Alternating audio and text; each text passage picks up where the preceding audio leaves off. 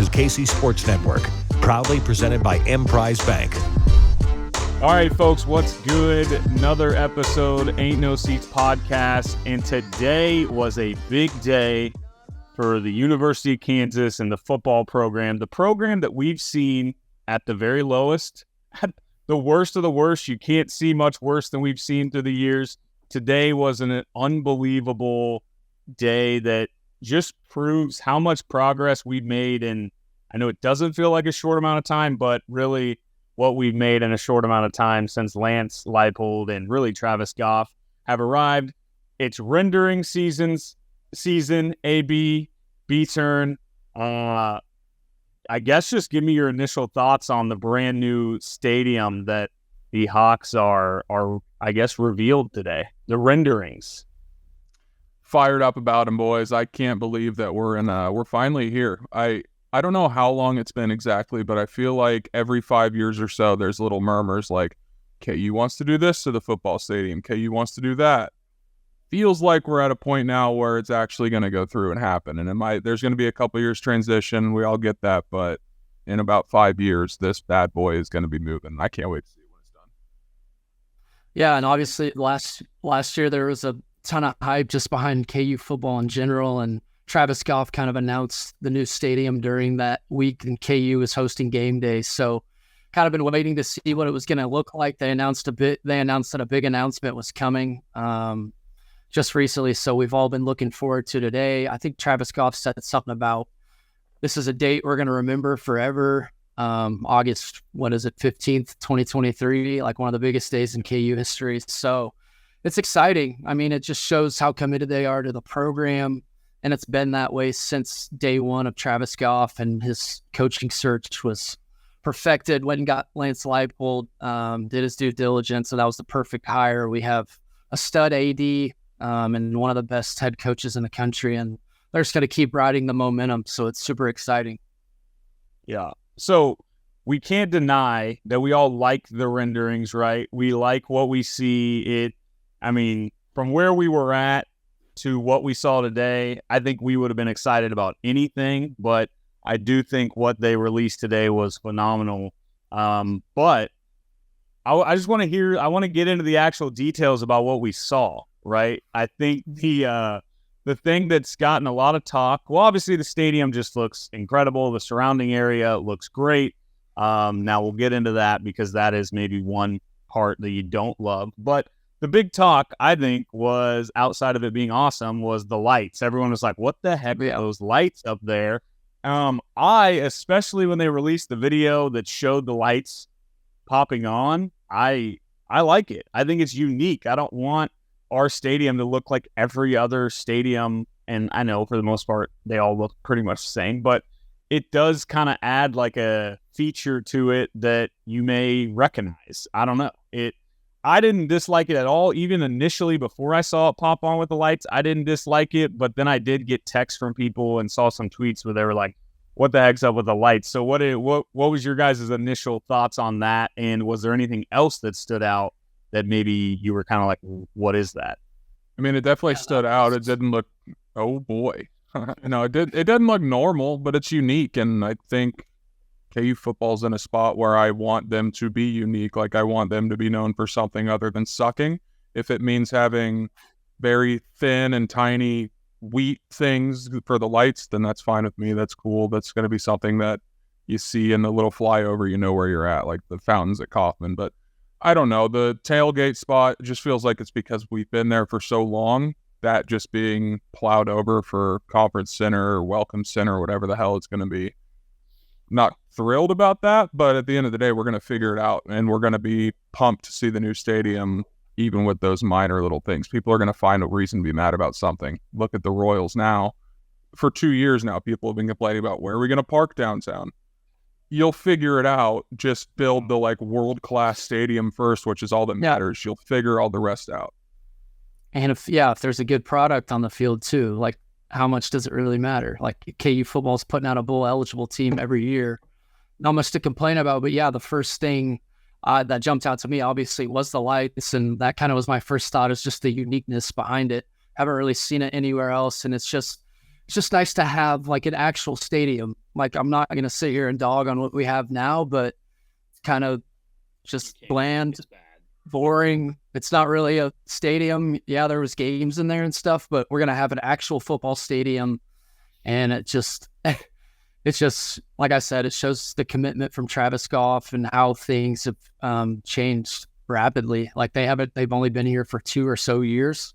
They already made it to a bowl game. They're already obviously making changes on a new stadium. So it's just amazing how committed they are. And we've been waiting for this. Chris Harris said it in his interview today. They wanted a stadium even back in 08, 09 when they were actually good. So those guys have been waiting on this. Like Avi said, there's been kind of rumors here and there about getting a new stadium, but now it's finally coming. And it's going to obviously be a stadium that we're going to be in attendance in for years, and something that's going to be insanely important to us for a long time. You know what I hope happens with this big upgrade? And this is going to be something no one talks about until there's a game on TV with the new stadium. I hope the split level means there can be like TV cameras in the middle, so we're not looking straight down if we're watching a game on ESPN at the booth. You know what I mean? I feel like we always have horrible camera angles where it's like basketball games at Duke. Like it just doesn't.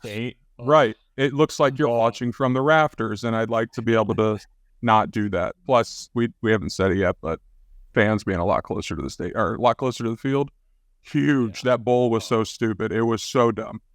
Yeah, that's huge to me. It's just going to improve the actual game watching experience a whole lot. But yeah, I mean, just to get more into even the little details of what you see, like, I don't know how to explain it. It's the side.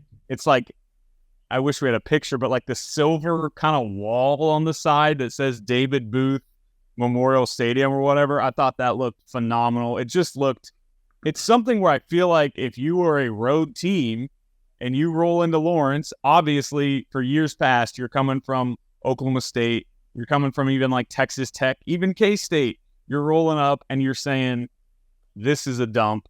But now I think you're going to roll up and you're going to say, man, this is Kansas football stadium. This is pretty sick. Like, I'm impressed. Like, that's how I would feel if I went to some dinky college basketball arena and expecting something small and unimpressive and rolling up and finding a kind of like what didn't TCU like do a big time remodel to their stadium? I don't know if it's any good, but I love that people. There's just nothing to it, you know. Like there's nothing to the booth. You just go there, obviously watch the opposing team as an opposing fan, but there's really nothing to it. No game day experience at all. And now, yeah, it feels real, and it'll be. I think Goff said today something about we don't even know about the game day experiences yet, how they haven't really talked about that. So I'm interested what that's going to be like. I think that is something because, I mean, there were definitely, even me, I mean, AB, all of us, we love the tailgate. That's really been the most fun part of being a KU football fan for the last decade. So, like, you see those pictures today and you're like, do I have to literally buy a home on Alabama Street to tailgate? Like, it didn't seem like a whole lot of options if you're not like obviously a big time donor parking right next to the stadium. But like you said, B-Turn, we're still in the very early stages of this. I would be shocked if Goff and all his guys have been sitting around in conference rooms and going over ideas, and not once have they thought, hey, by the way, we can't just completely get rid of like, there's going to be a way to figure it out. There's going to be tailgating. I don't know what it's going to look like. I don't think anybody knows quite what it's going to look like. Obviously the hill, as Nick just added into the chat, said, but like, I don't know. I certainly wish there was more parking, but there's still more to come. We're still years and years away from really the final product. So, I think my main takeaway from today is that if you don't leave what we saw today completely excited and just positive for the future of this program, then you're insane. And you just kind of look for negative things and everything.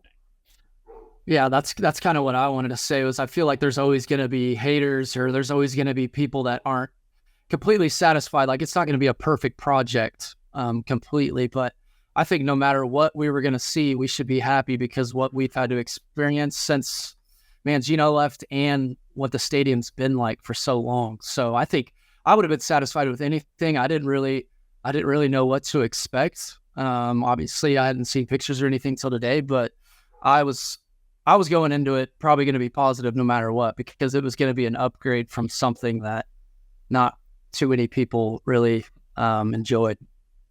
Yeah. And I mean, Go ahead, AB.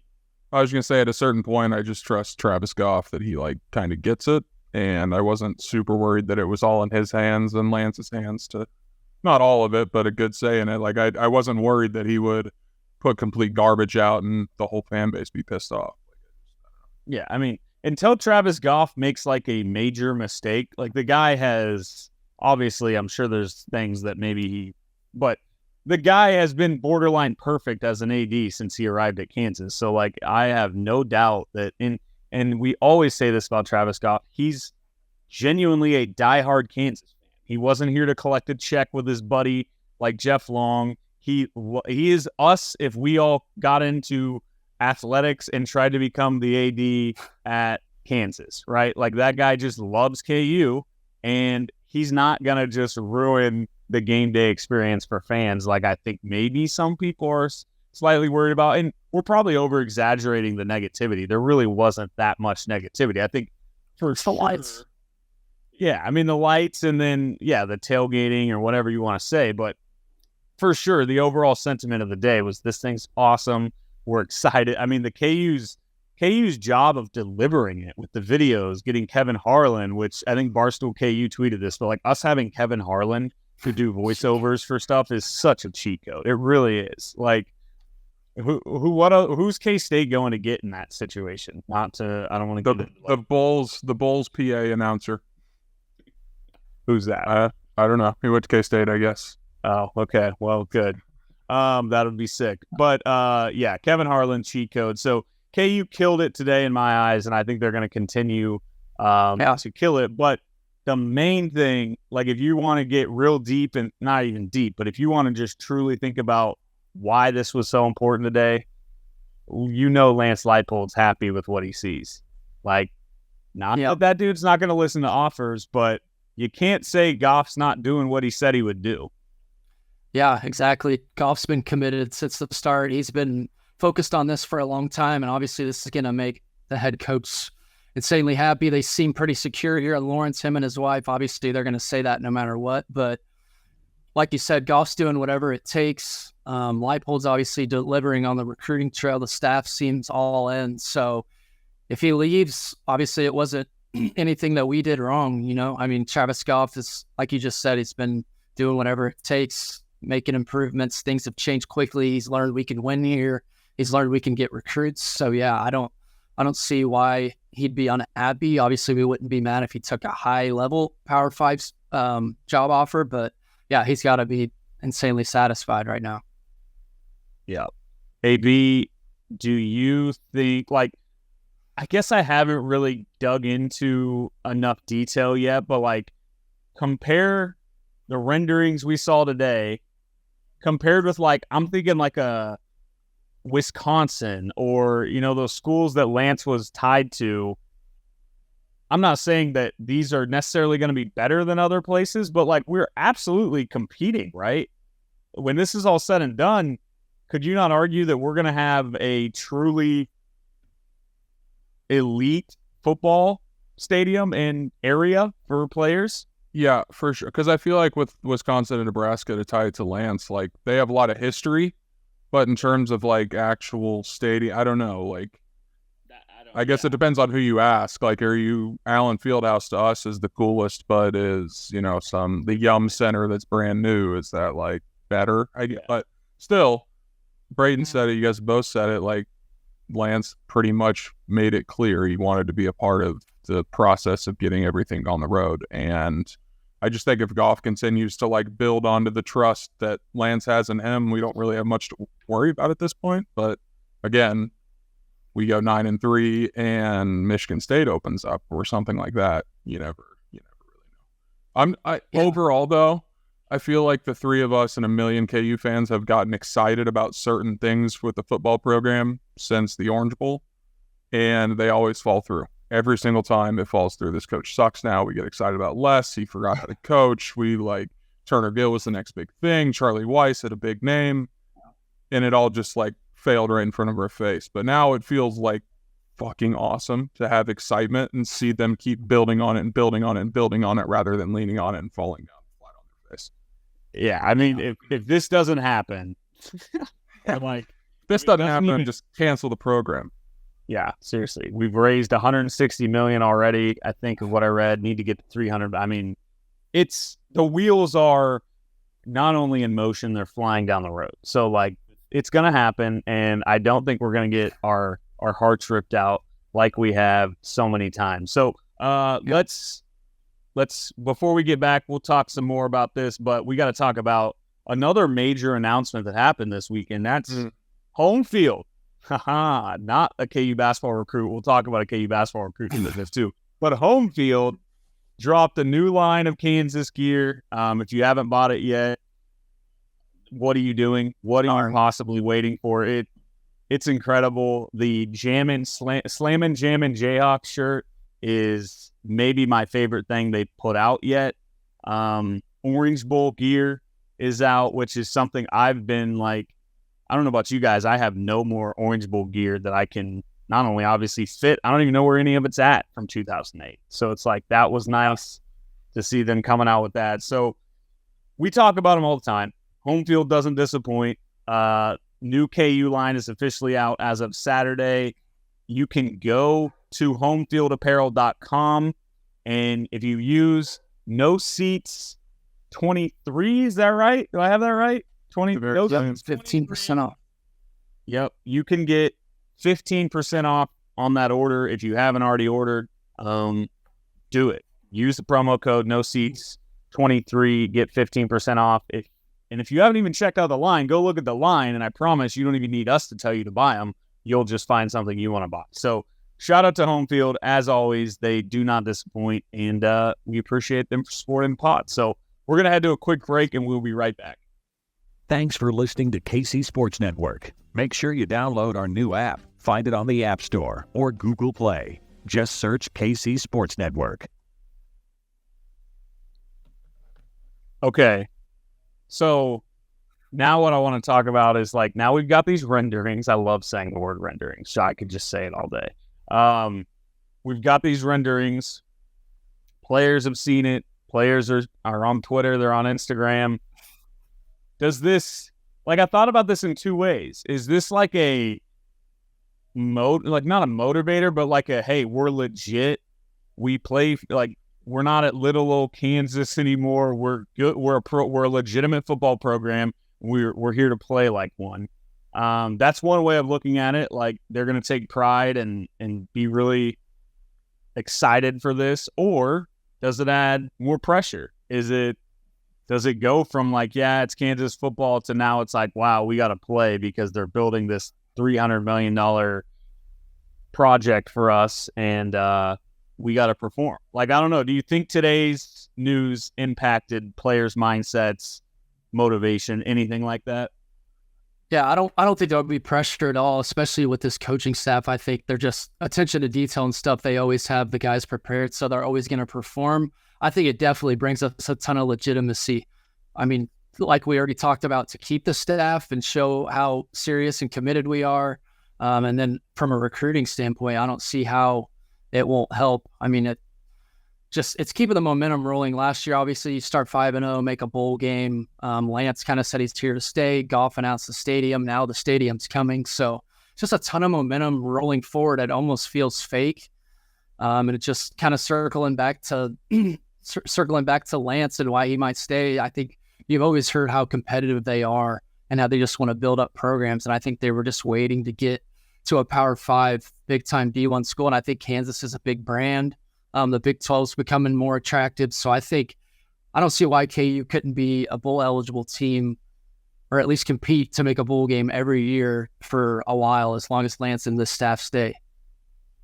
Yeah, for sure. AB, do you have any thoughts on, like, how this affects current players and even recruits and stuff? I feel like it's kind of scary to think about, and I hadn't thought about it too much until you said it, but you parlay all the stadium stuff and they're doing all this for us on top of we just had the greatest season in KU football in 15 years. I hope that they don't get too big of a head. I almost wonder if that's Lance and the staff's like biggest challenge going into the season, because almost everyone returns. It's not like they have to practice basic stuff like they did last year. I don't know. Is that like the biggest thing is keeping the mentality right and keeping them moving forward, not settling for, I mean, they've done amazing things so far, but obviously the goal is bigger and bigger and bigger. You don't want to fall and stop now. I think the mentality, or kind of like you said, like in a weird way, you kind of still have to convince these guys that they're not even close. Yeah. You really are not. Like if you take away, we start 5-0 last year, and obviously JD got hurt and, we played a tougher schedule, but we won one of our final 7 games, right? Like we didn't come out just absolutely scorching all season. So I do think there's a big aspect of like, hey, look, last year was great. It set us up for what we just got, which is a new, renderings for a stadium. And now it's time to like, we're still not even close to being like a top 5 program in a top 6 conference. Like we've got to keep the momentum going. And I think you're right, avoiding just kind of being satisfied with, oh, we made a bowl game, we're getting a new stadium, we've got buzz around the program, we got college game day. Like that was all stuff that happened really fast, much faster than probably a lot of those guys expected it to. But now you've got to shift the mindset from we got to start to build momentum to now you got to keep momentum going and you got to deliver. Because if you show up this year, whether it's fair or not, and you win 5 games, people are going to be really, really disappointed. You're going to have people saying, why are we spending all this money? Blah, blah, blah. So like, I don't know. What do you have on that, B-Turn? Yeah, I guess there could be some pressure there because obviously you have a 3-9 season. Everyone's back on your ass. You lose a lot of the fans. And I'm not saying we're going to go 3-9. I think our over-under is like 6, but there's going to be a lot of obviously competitive games. The Big 12's good. We have a really tough non-con game against Illinois, but you go 3-9 or 4-8, even if you're competitive, people want to see wins. That could turn fans away. It could turn recruits away. So yeah, I guess there could be some pressure there. Didn't really think about, but I just think the staff has these dudes so locked in and there's so much more work to do and the staff's not satisfied. And like you said, last year, they start 5-0, but I don't think they have anything to be insanely cocky about. I know they're college kids that probably get a lot of attention and they get a decent amount of money from NIL. So maybe that could be something, but from a football and win standpoint, I don't think there's truly any reason to be insanely cocky. Yeah. And I think you're right. The staff they're not going to let, even if we went 11-1 this year, this staff's not going to let this team get overly cocky and like that's just not how Lance Leipold rolls. He's always going to have a team that's focused and like committed on what's next, like what's the next thing we're trying to accomplish. So I really don't worry about that, especially with Jalen. Dude's just a leader. The guy loves, I think, the process of taking this program from where it was to where it's at now. But I think he said it. I think it was a Big 12 media day or it was after the bowl game. I can't remember. He's like, I want to win a Big 12 title. Like bowl games don't satisfy me. I want to win a freaking Big 12 title. Like that dude is not going to be just content with winning 6 games, 7 games. So I think if anything, this will help in a way that I started this segment with, of like, it adds legitimacy to these guys. These guys feel more proud probably to play at Kansas. They don't feel completely overshadowed by the basketball program as much anymore. So it's just exciting. Like I said, there's no way to view this as a negative. And it's perfect timing too. Season starts in 2 weeks. I'm just so jacked now for what this team is. And like we keep forgetting, we return everybody. There are so many people coming back to this team that damn near won a bowl game. So yeah, how bad would it have to get for people to start like want it? Like, I don't know. This is the second time I've heard you bring it up. They better be good this year. How bad would it be for them to lose public support on the project or the team in general?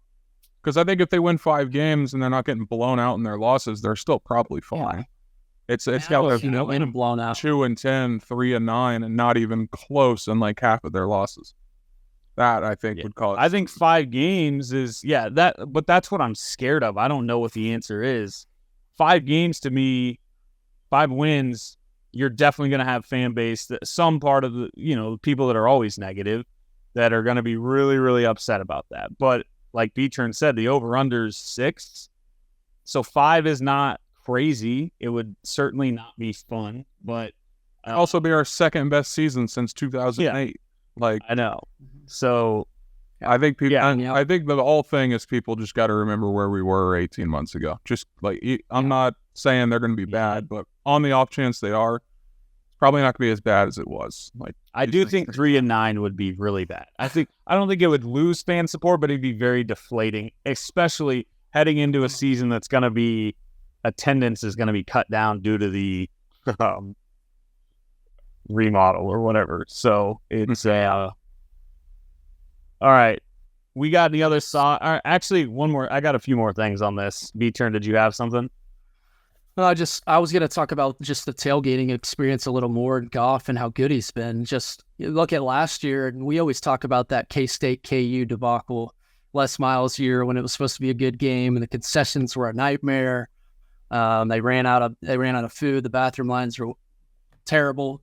This year, obviously, I think there was the same things happened, and immediately the next week they made changes. Him and Booker, everything was a lot better. Like their attention to detail is so good, and they kind of go into the mind of like us, like the buyer that's coming to the stadium, and we want a good game day experience. So their ability to adapt and things like that are amazing, and it just shows you with the coaching search. I mean, it was down to Jeff Munkin, right, and Lance Leipold, like 2 really good coaches. I still wonder what it would have been like with Munkin since he runs that different offense. But I think obviously would have been a good hire, but hit a home run just from the start. He's been great. So obviously he's going to go to the mind of the fan, and there's got to be game day experience by the stadium. You obviously want fans to come, show up early, be right next to the stadium, maybe a little liquored up, and walk into the stadium. So there's going to be experiences, I'm sure. And this is obviously just renderings today. Renderings they are. I think Goff should create like a tailgate focus group, people that get together, throw ideas out, and I think we should be on that. So I'm throwing this out. Travis Goff, let's just meet, let's talk, and let's figure out how to make tailgating still absolutely incredible, even though there's a building where we used to tailgate now. But so last thing, and then we got to take a quick break and we'll talk a little hoops, but the shortened attendance, how do we think that, like, that's going to be, how weird is that going to be? I never saw numbers based on what they would be cutting it down to, and I guess my point was going to be like, does that ever kill momentum? But no, it doesn't, because then you open a brand new finished phase 1 in 2025 and like everyone's back. But like, AB, you have any ideas on how we should settle who gets to be in the stadium 2024? I was thinking like chug-offs, you versus fans. If you beat AB, you win. If you lose, we just had like 20 tickets, and I just black out on the hill. I would love to just run like an Olympics for who gets to be inside the stadium in 2024. Yeah, I like that a lot. I think that could be a good video. Be like Mr. Beast stuff, handing out like a season ticket package to, I don't know. But it's not going to be that bad, though, is it? Like, at the end of the day, hopefully it's a problem where we're selling out every week and people want more seats in there. Anything other than that's bad news. But I don't hate the smaller, more intimate kind of vibe. Not to bring up passion, like super passionate and intimate back there. It'll be nothing but season ticket holders. Like it could be fun. It'll just be interesting. I don't think we've ever seen that, but you're right. You got to have a high demand. You got to be in a spot where like people want to be at the games and they can't be, right? Which could even help 2025. You get restricted. It's like COVID coming back out. We were all just like so ready to be back at games. So yeah, that could be cool. I forgot what I was going to say. Oh, one more thing on the stadium. The looks from like inside from the renderings when you're sitting in your seat, basically, it kind of feels like it's a dome almost. I know it's not close, still very open roof, but with the lights and everything, it just kind of feels like it's enclosed. And I don't know if that's just my dumb brain. I can see in your guys' eyes that you haven't even considered this yet, but it looks more indoor than it ever has before, which is good because that means it's not as wide as a stadium. Our stadium now is insane. But I didn't think of it as a dome, but I see what you're saying. Like, remember WWF or WWE as a kid when they do like cage matches and like, or like bring the cage down the side? Like, that's kind of what it reminded me of. And I saw some people making jokes about like calling it the bird cage. It's the booth for life, but it is still funny to like, the lights are you. That's what I'm saying. Like, look at what we're already making comments about the lights and like nicknames are coming from them. I don't know. I think the lights are unique. I love it. I don't know how they're going to make this work, but they need to be lights that the whole structures move. So they're like waving the wheat kind of when we score. Can you imagine? It looks like it's a car dealership with the big inflatable guy moving around. I think the project's now 600 million, or maybe $1 billion. It's all right. Because somebody's wave the wheat, baby. Get the wheat ready. Yeah. I kind of got nervous at first when they announced the limited capacity thing, which I know that's something they have to do. But I kind of immediately started thinking about it from a numbers standpoint and just maybe from a home field advantage standpoint. Like, I don't want it to be, I'm not saying the booth is like the craziest home field advantage in the country, but I think we have the potential to be real, depending on who stays, really damn good in 2 years. I mean, that could be Jalen's last year. That could be Devin Neal's last year. So I know Devin Neal could go to the NFL this year. JD could do whatever he wants too, but I think we could be really good. And I don't want to lose out on having like a huge home field advantage. I'm not saying there's going to be other fan bases taking over the stadium and our fans aren't going to fill it. It would be nice to have a full stadium for that year, but obviously this is something that they got to do. So if there's 20,000 jam-packed. I hadn't thought about how good that team could be, but like AB said, and like you were just about to say, a jam-packed stadium, still a jam-packed stadium. Doesn't matter. It's like Allen Fieldhouse versus Cup. Like it's still. And KU fans know how to cheer for their team. Like they do it for basketball all the time. It's not that big of a difference. They give you a product, it's going to be awesome. Yeah. So.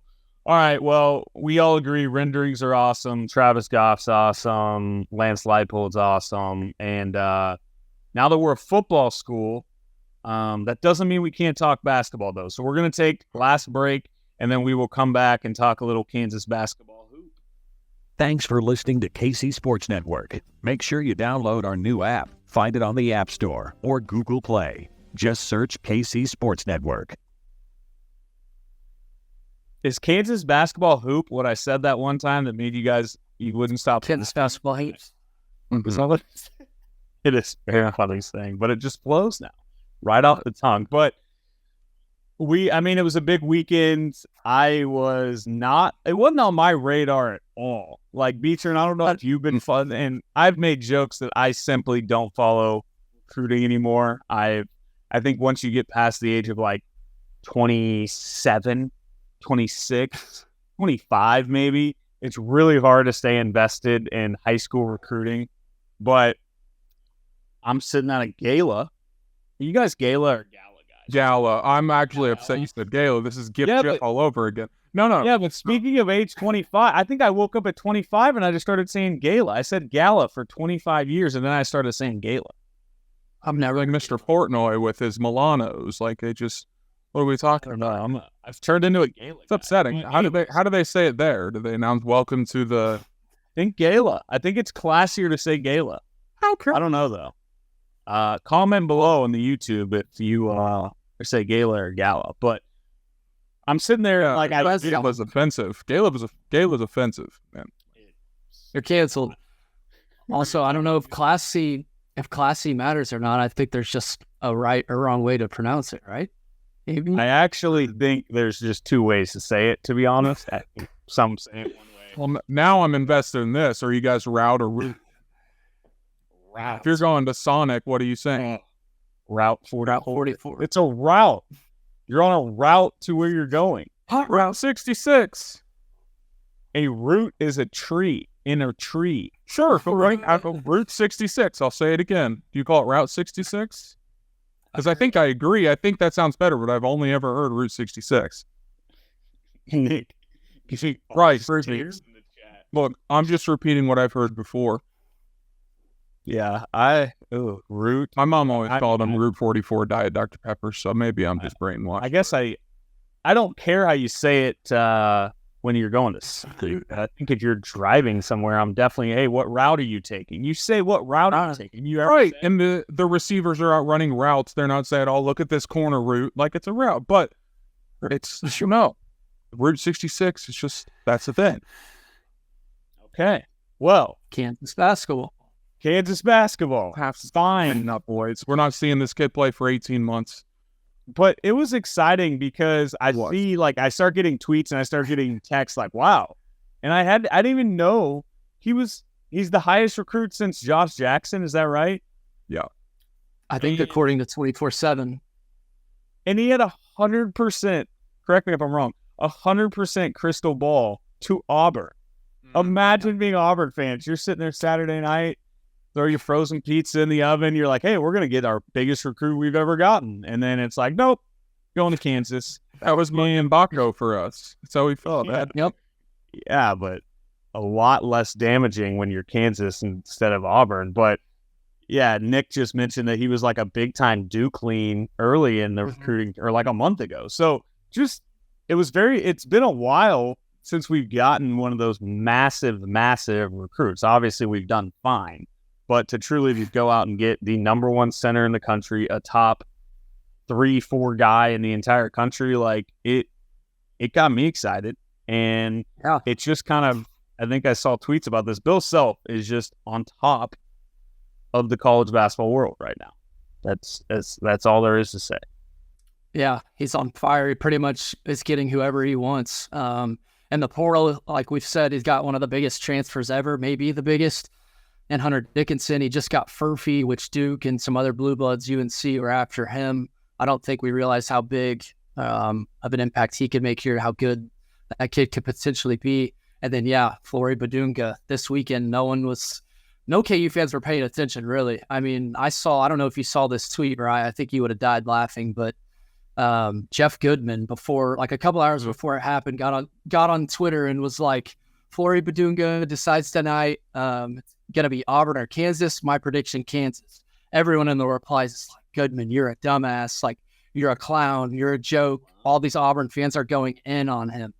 I'm not even watching the announcement from Flory. I get a text from one of my good buddies that just says Bill Self. And I just lean up, like that picture you tweet, leaning up in the chair. You know, obviously go search his name on Twitter, and they got him. And it's crazy. Recruiting's wild these days. You can just, I'm sure we dropped a bag. I would assume it was 100% Auburn, but you can like flip a dude's mind last second, just like Mackenzie Mbako. You start hearing the rumblings late about Mark Cuban following him on an Instagram. Mark Cuban obviously went to Indiana. Bill Self was telling people that morning that Mbako was going to KU. He picks Indiana. We were just shocked. Everyone was shocked. But the same thing kind of played out this weekend, and Bill Self, like you said, is on fire. Yeah. My favorite part about it was we played all last season without a center, and I tweeted this, but like Bill Self went 1 year without a center and was like, okay, I'm going to go get the best center in transfer portal history, and then I'm going to turn around and get the number one center in the country, high school player. Like, he's no longer messing around. He's never going to have. Now, I do have a question. When I tweeted that, I got a couple responses that were like, Flory's only 6'8". But I thought I saw that too. I just saw 6'10" like 5 minutes ago, but when I first saw it, it was 6'8" as well.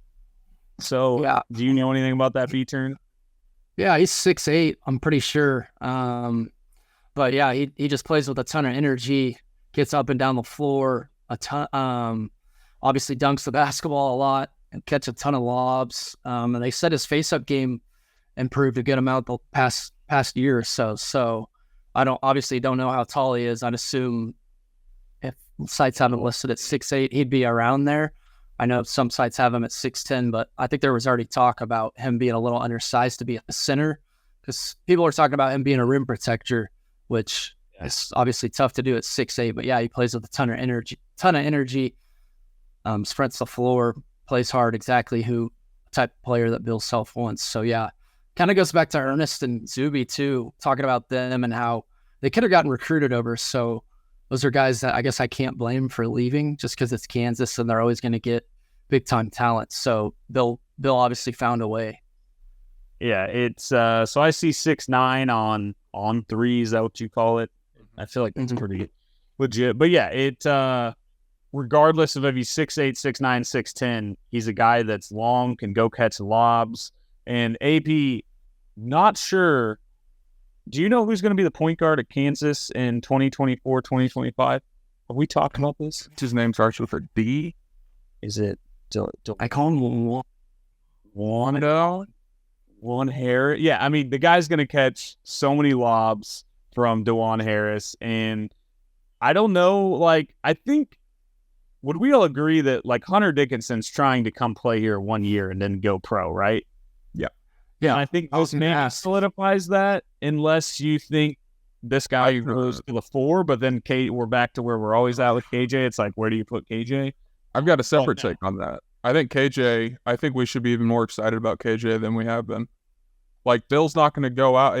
If he knew that KJ couldn't competently play the 4 for 30 minutes a game, he's not going to go out and aggressively pursue a top 5 recruit center who's probably only going to be here 1 year. I don't know. I just think I'm going to trust Bill, and we're not going to know the answer to this until 2025 probably. But shit, man, that makes me excited for KJ, and I don't know if that's really been in anyone's mind yet.